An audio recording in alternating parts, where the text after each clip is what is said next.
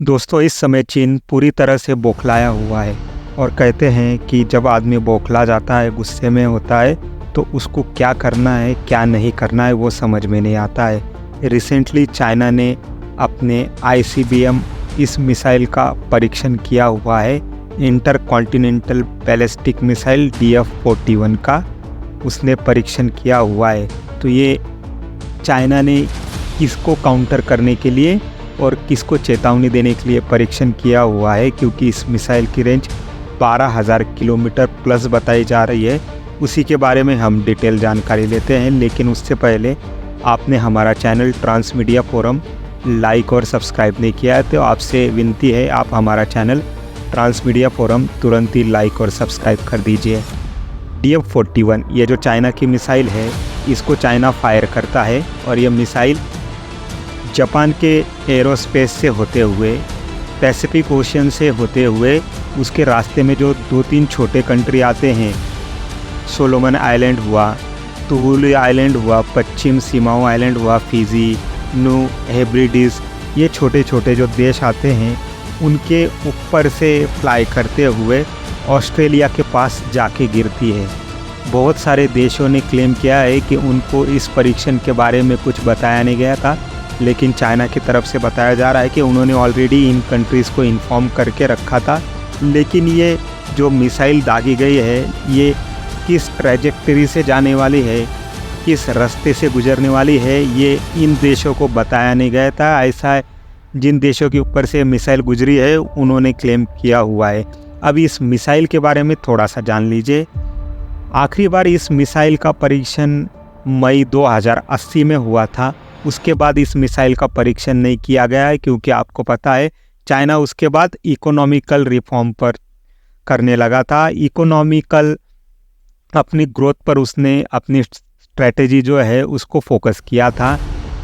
30-25 साल बाद जब उसकी इकोनॉमिकल ग्रोथ अच्छे से हो गई है, उसके पास अच्छा खासा पैसा आ गया है, 12 से 15 ट्रिलियन डॉलर की चाइना की इकोनॉमी हो गई है, तो अब चाइना भी अपनी ताकत दिखा रहा है। चाइना अपने जितने भी पड़ोसी देश है उनको बुली कर रहा है, साथ ही साथ चाइना अमेरिका को भी चैलेंज कर रहा है। तो हम देखते हैं कि चाइना ने अब ये जो डोंगफेंग 41 मिसाइल दागी है, इसकी खासियत क्या है, इसकी विशेषताएं क्या है। चौथी पीढ़ी की ये 4th जनरेशन की सॉलिड फ्यूल से जो चलती है ये मिसाइल है। मोबाइल से लॉन्च की जाने वाली बैलिस्टिक मिसाइल भी इसको कहा जाता है। ये चीन की जो स्ट्रेटेजिक परमाणु मिसाइल है उसमें से एक सबसे मेन बैकबोन मिसाइल है। इसका वेट जो है 80,000 किलो वजन का इसका वेट है और इसकी जो व्यास है वो 7.5 फीट का है और इसकी हाइट 72 फीट की है। 250 किलो या 8 से 10 किलोटन के 10 वॉरहेड ले जाने में ये मिसाइल सक्षम है। MIRV टेक्निक से लेस है। रिसेंटली हमने देखा था कि इंडिया ने भी अग्नि 5 का MIRV टेक्निक से ही परीक्षण किया था। ये टेक्निक क्या होती है उसके बारे में जान लीजिए। इसको कहा जाता है multiple independently targetable re entry vehicle.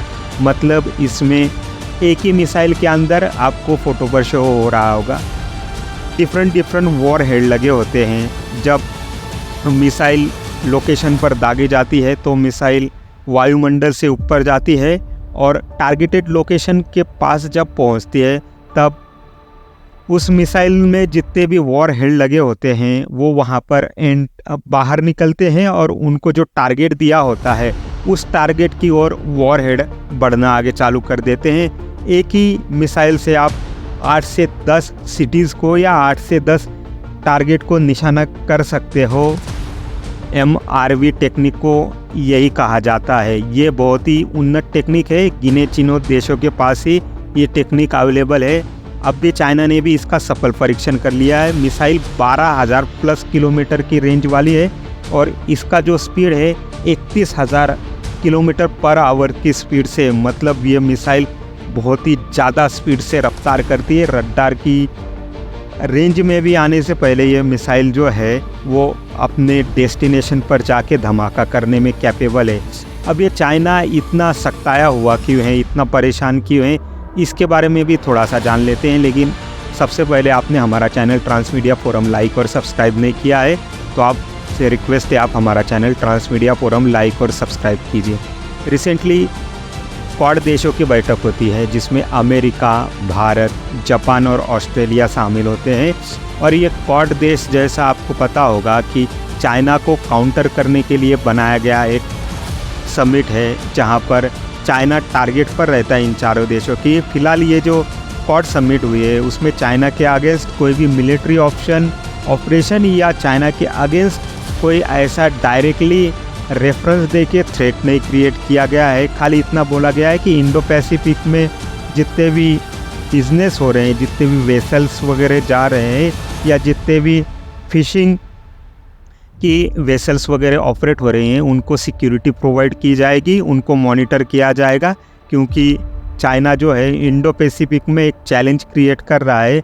Indo Pacific में जितने भी छोटे बड़े देश हैं उनके नेविगेशन में एक टाइप से चैलेंज क्रिएट करता है।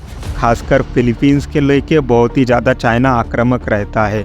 साथ ही साथ चाइना जो है अब अपनी मसल पावर अमेरिका को और भारत को भी दिखाना चालू कर चुका है। भारत को इंडियन ओशियन और लद्दाख, अरुणाचल प्रदेश में ऑलरेडी पिछले 4-5 सालों से इंडिया और चाइना का वहाँ पर कन्फ्लिक्ट चालू है। अमेरिका के साथ भी चाइना पैसिफिक ओशियन में भिड़ते रहता है और जापान, ऑस्ट्रेलिया इनसे भी रह के चाइना जो है पंगे लेते रहता है। इसी चाइना के एटीट्यूड की वजह से क्वाड का शिखर सम्मेलन हुआ था, अमेरिका में लिया गया था और उसमें डिफेंस रिलेटेड और बिजनेस रिलेटेड बहुत सारी चारों देशों ने बातें की हुई है। लेकिन इसकी मिर्ची चाइना को लगना लाजमी था क्योंकि क्वाड के टारगेट पर चाइना ही था। चाइना अभी क्वाड जो है अभी नाटो के जैसे बना नहीं है। आपको पता होगा नाटो एक सैन्य संगठन है जहां पर टोटल 31 कंट्रीज़ उसके मेंबर है और उसमें से किसी एक कंट्री को भी हमला होता है, किसी एक कंट्री के ऊपर भी अगर कोई मिलिट्री एक्शन होता है तो पूरा का पूरा नाटो ग्रुप उस कंट्री के साथ खड़ा हो जाता है और दुश्मन कंट्री के ऊपर टूट पड़ता है। लेकिन क्वाड ने ऐसा कुछ अभी अपने स्टेटमेंट में या अपने पूरा जो फॉर्मेट है उसमें कुछ डिक्लेयर किया हुआ नहीं। तो आगे वाले समय में क्वाड में और क्या डेवलपमेंट होते हैं और चाइना अपनी स्ट्रैटेजी क्वाड को काउंटर करने के लिए कैसे बनाता है, ये सब देखना बहुत ही ज़रूरी हो जाता है, बहुत ही आवश्यक हो जाता है।